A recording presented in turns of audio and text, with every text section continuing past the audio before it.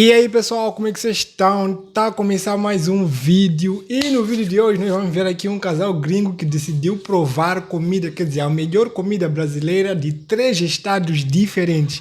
Será que eles gostaram? Se vocês gostarem desse vídeo, vocês já sabem, deixem o like, se inscrevam no canal, ativem o sininho das notificações para receber todos os nossos próximos vídeos e fazer parte dessa incrível família. Vamos ver isso. This is insane. Don't touch my ribs. Caraca, mano. I didn't expect to eat Russian. This is the picanha. Queca. Cheers. Only in Rio. What is Brazilian food all about? With more than 40 days of traveling around Brazil, we've been eating and drinking a lot. But that's the kind of insane boat-like discipline it requires when you want to understand the food culture in a new country. This food tour takes place in Rio de Janeiro, Ilha Grande, Paraty, Balneário Camboriú, Florianópolis, Urubici, and even the German city of Blumenau. In other words, Caraca, mano, meu Deus do céu, sabe, o Brasil tem uma beleza que vocês... Meu, uma beleza surreal, mano. it's time for a Brazilian food coma. What's up, my boys? Welcome to another food tour. This time we are in Rio de Janeiro in Brazil. Of course, we are bringing our Andrea because Andrea used to live in Brazil and she is basically our Wikipedia of everything today. Is that true? Well, I'm doing my best. We have to start with the pão de queijo. It's actually made from... É de lei, cara, é de lei. Chegou no Brasil, uma das primeiras coisas que você tem que comer é pão de queijo. Não tem como. Pão de queijo é a chave, assim. Para abrir o tour gastronômico aí, tem que começar com um pão de queijo. Cassava flour, which means that this is gluten-free. Oh my, is this gluten-free? This is tapioca. You Tapioca. can get this all over Brazil and they can put in a lot of whatever they want, as I understand. This one we have cheese. It's delicious, but not as cheesy as I imagined. This is also a tapioca. And this is made Tapioca with com fried ovo. eggs inside. It's very interesting because I would expect the starch to almost melt when you have an egg in, but it still looks kind of crispy and firm. It's a little bit sad that we have so much food today. Otherwise I would have eaten it all. After a saliva-inducing breakfast table, it was time to wash it down with some of that Brazilian juice they keep talking about. Olá! Caraca, no café da manhã começaram com um pão de queijo e uma tapioca, mano. Começaram bem. Tudo bem? Tudo bom? Tem sucos? So in Brazil, they have a lot of exotic fruits that you can't really get anywhere in Europe. So we are gonna see if we can have a juice with some fruits from Amazonas.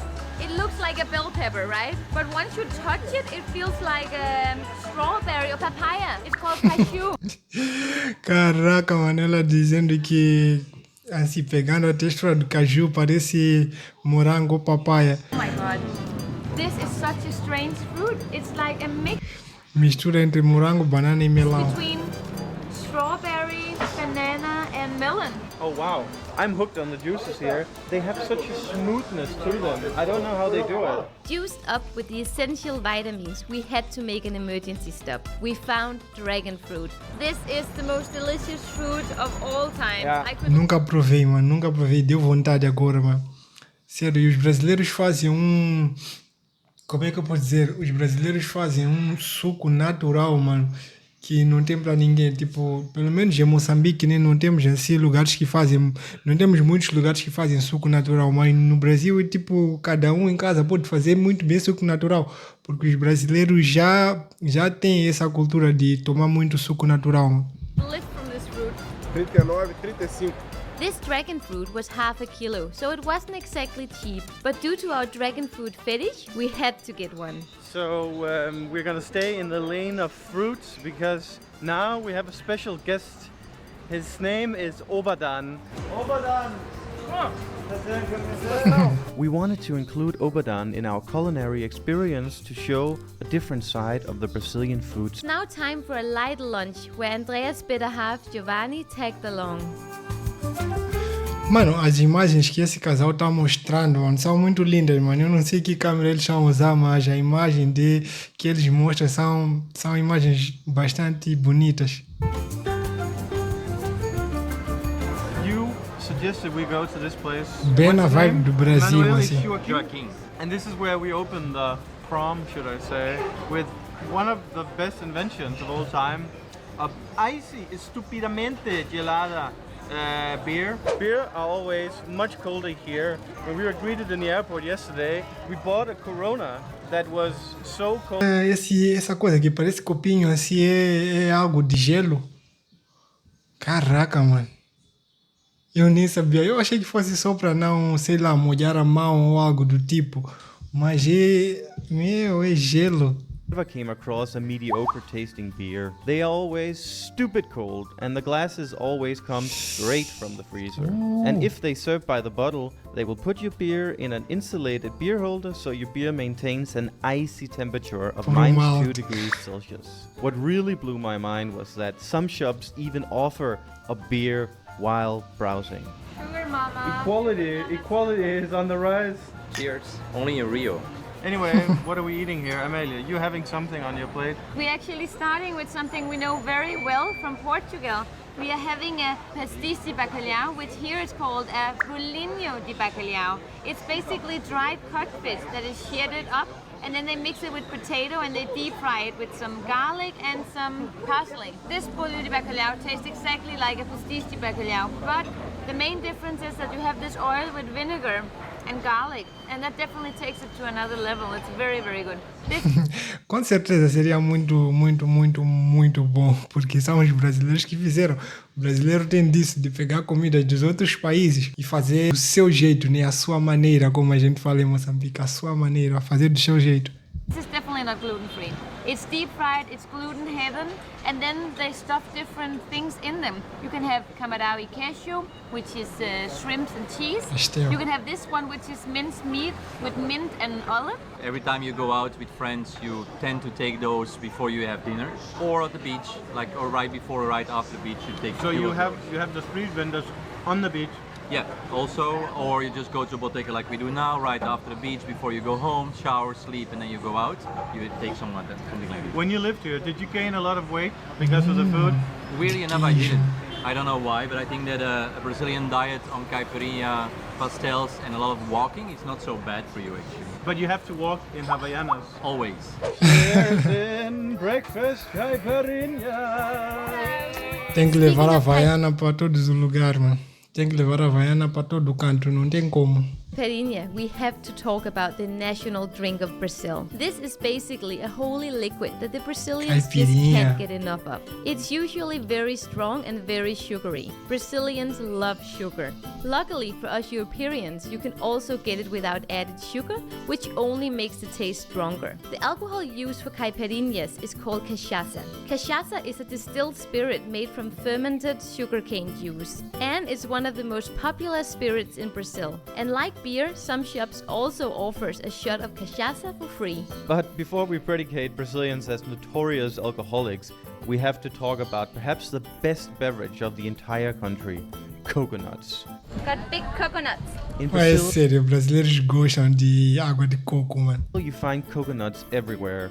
Whether you are in a bar in Ipanema, a random gas station, or a tropical beach, you will find cold, fresh coconuts. Interestingly enough, they are very effective against hangovers, which is why we coined beers, caipirinhas, and coconuts as the Holy Trinity.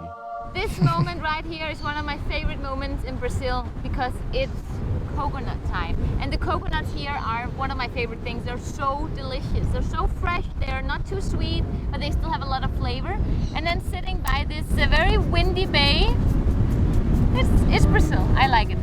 Having already enjoyed plenty of delicious food, we kept asking ourselves what Brazilian food is all about. In order to figure this out, we had to eat our way through Brazil. In Urubici, 4 hours from Florianopolis, we went to what is known as a quilo place. It's basically a buffet with a wide selection of different foods. You'll find quilo restaurants everywhere in Brazil, but not all of them are equally good. So basically the concept is that you just load up the plate and then they weigh it and then you pay a kilo price. What do you think about the food?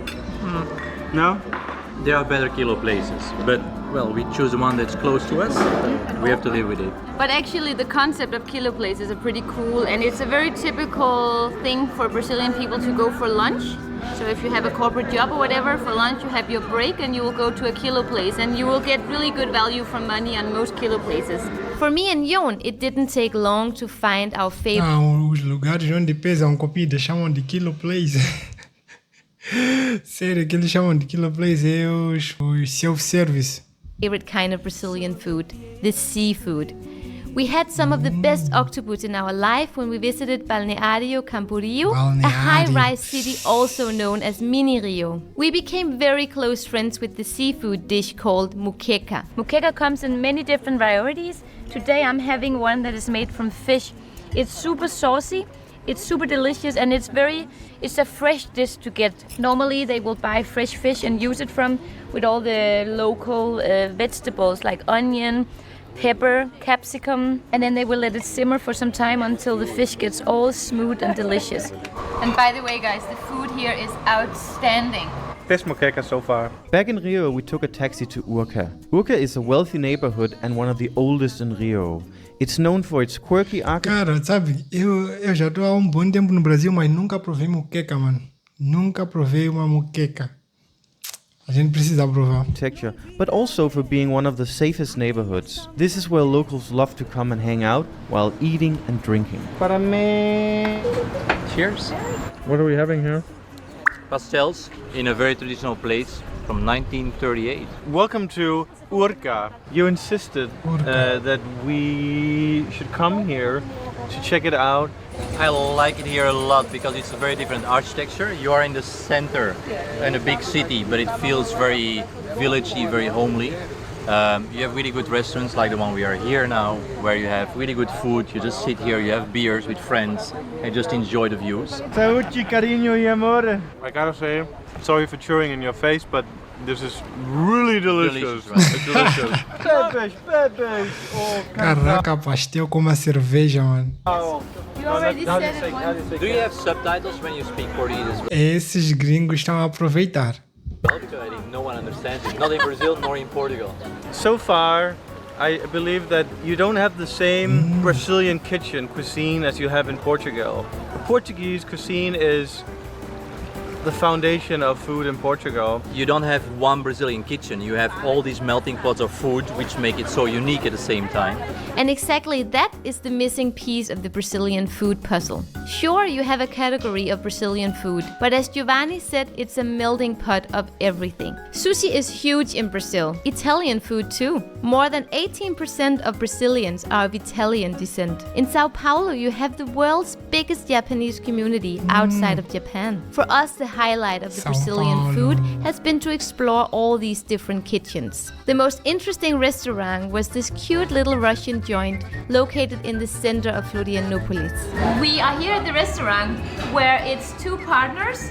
One is all Brazilian, Eddie. 100% Brazilian. And in the kitchen, it's half Moldavian, Russian. and half Russian. Oh my god, this is delicious. You know, I hate soup normally, but I would É o go que out isso aí? Uma sopa? Eu não... é uma sopa. to this one.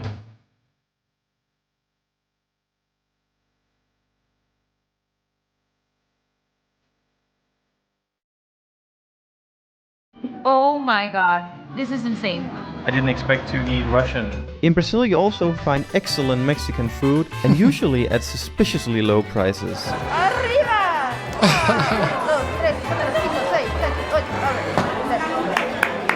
Sometimes, Cara, como é que ele não ficou tonto, mano? though, Brazilian food can get too greasy and deep fried for our taste, but you always have a wide array of kitchens from all over the world right at your fingertips. We even found Mongolian barbecue and a 2-star Michelin restaurant. Caraca, como é que o Brasil tem comida de... Quer dizer, é normal, né? As pessoas viajarem para um lugar e abrirem um restaurante do lugar de onde as pessoas vieram, como por exemplo um brasileiro sair do Brasil ir abrir um restaurante nos Estados Unidos ou em qualquer outro país. O mesmo acontece com as pessoas que saem de outro lugar para o Brasil. É normal. Então quer dizer que só no Brasil você pode encontrar todo tipo de comida. Comida japonesa, então, é a mais famosa das internacionais, né?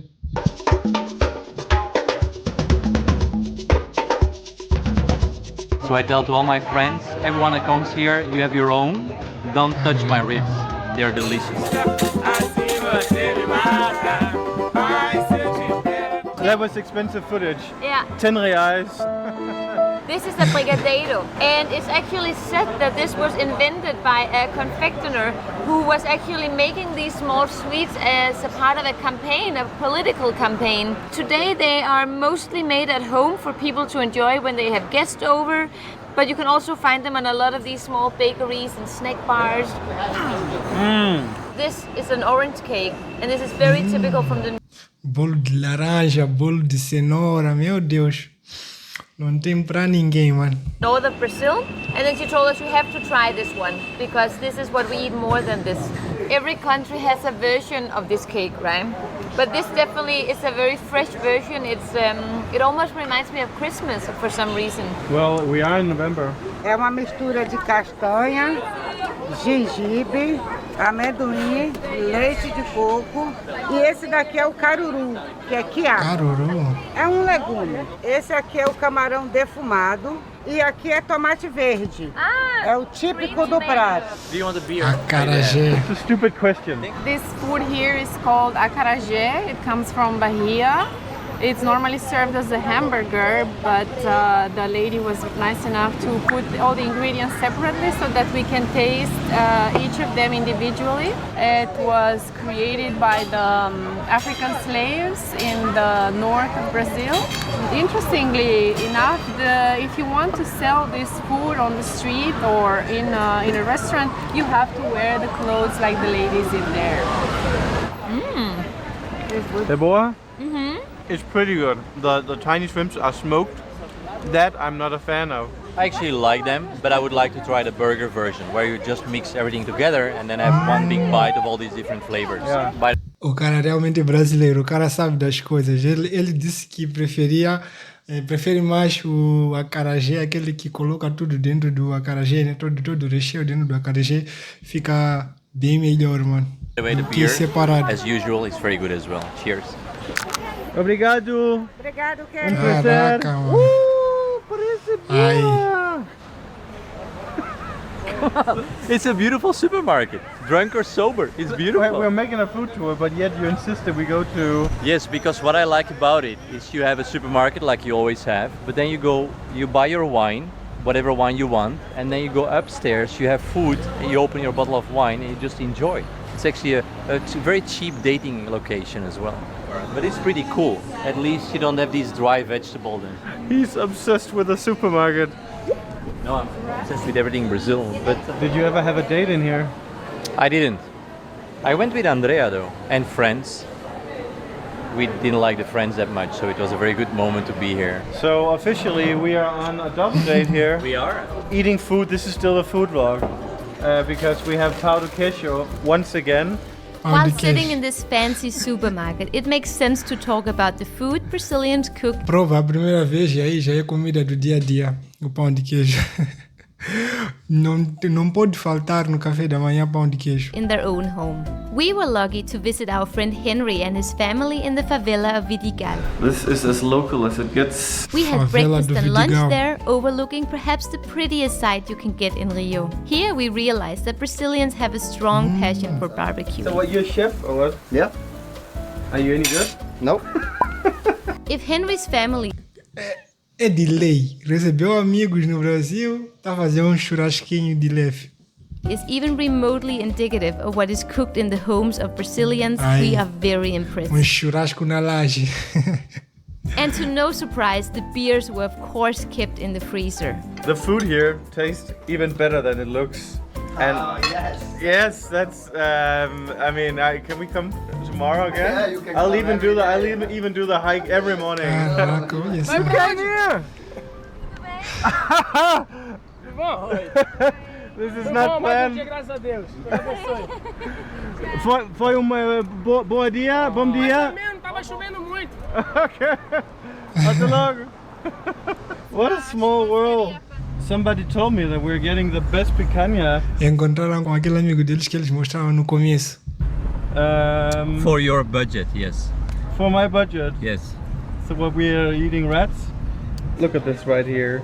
You have ice on it. So for those of you who are wondering what are we doing here, what is this restaurant? It is actually a rodízio. It's a churrascaria rodízio, which means that it's a place that serves meat, where they come and bring the meat to the table and they cut it at the table from a big spear or from a plate, and then it's basically an all-you-can-eat concept. But at this place we also have a buffet, so you can go crazy in the buffet if you want, which a pro churrascaria person would never do because you'll be full before you even start the meat. Picanha in Portugal is very good, but we have always been told that the best picanha is in Brazil. Yes. So Gio and Andrea took us to Churrascaria Palace, which should give you a hint that here the picanha should be pretty good. When people are addicted to alcohol or drugs, I'm addicted to spiciness. Fogo mineiro. Deve ser uma pimenta bem ardente, mano. Wow. That's spicy. It's not that bad. This is the third spiciest in the world. It's a mix probably. It's Carolina Reaper. So hot ones is a scam. The picanha is amazing.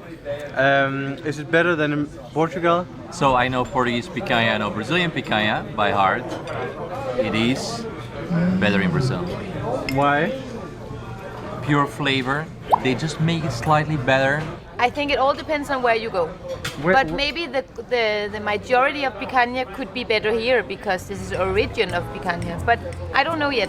For us, picanha is like pizza. Even bad pizza is good pizza. Our expectations of picanha in Brazil were naturally super high, but it never got to a point where we noticed a huge difference in quality. Picanha in Portugal is amazing, and picanha in Brazil is amazing. However, Brazil does win the picanha duel, as the majority of cows here are grass-fed. And Olha só essa costela, that mano. actually goes for most of the meat here in Brazil. After 7 or 8 picanha refills, we went out for some hot dogs, tapiocas and churros. Just kidding. At this point we could barely walk, but we had to end the day in style. And where else than Rio de Janeiro's most beautiful hotel, Copacabana Palace. Along with all these cocktails and everything, it's getting to a point where we have to stop from health reasons.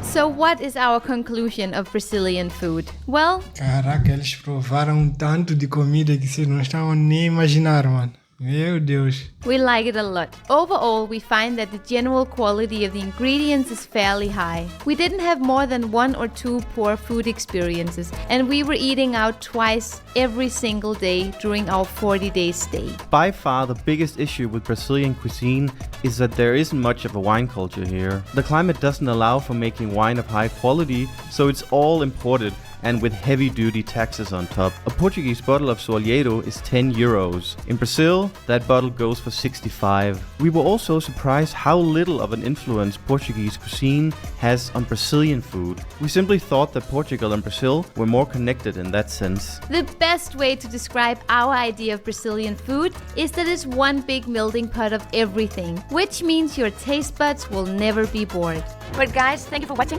Obrigada por ver o vídeo e até o próximo vlog.